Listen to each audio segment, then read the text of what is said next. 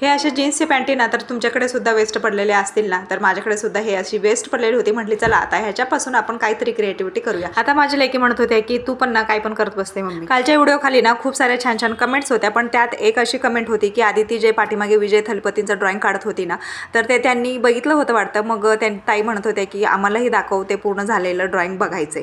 तर बघा असं काही तिने ड्रॉइंग काढलेलं होतं विजय थलपतींचं, तर खूपच भारी एकच नंबर. आणि तिचं ड्रॉइंग आहे ना तर खूपच भारी आहे. हा विषय तिला खूप आवडतो आणि अगदी आवडीने प्रत्येक ह्याच्यामध्ये तिचे बुक्स भरलेले आहेत ड्रॉइंगनेच. कधी एक्स्ट्रा किंवा असं एकदम फावला वेळ असतो ना तर त्यामध्ये ही हे असं क्रिएटिव्हिटी करत बसते. आणि आवडलं असेल तर नक्की लाईक करा म्हणते बरं का देते. आणि ह्या दोघांचं तर वेगळंच असतं बरं असं. त्यानंतर ना चला म्हटले आता मी माझ्या कामाला लागते, बस झालं.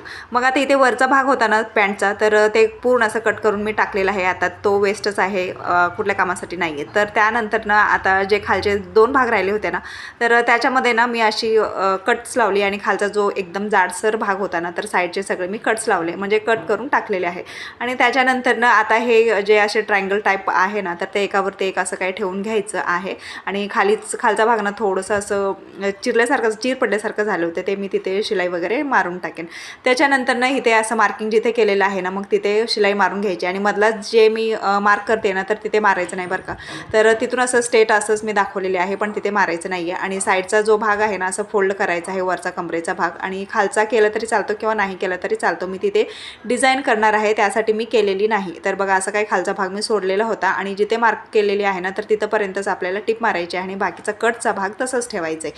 त्याच्यानंतर ना बघा इथे मी खालच्या भागाला असं काही मस्त अजून जरा वेगळं काहीतरी लुक येईल म्हणून आहे असं खालच्या भागाला कट्स लावलेले होते, जेणेकरून जे पण होणार आहे ना तर ते एकच नंबर दिसणार होतं. तर चला आता नेमकं मी काय बनवलंय आणि ते कसं दिसतंय ते तुम्हाला नक्की दाखवते. तर बघा आधी तिने याला वेअर केलेली आहे, घातलेली आहे.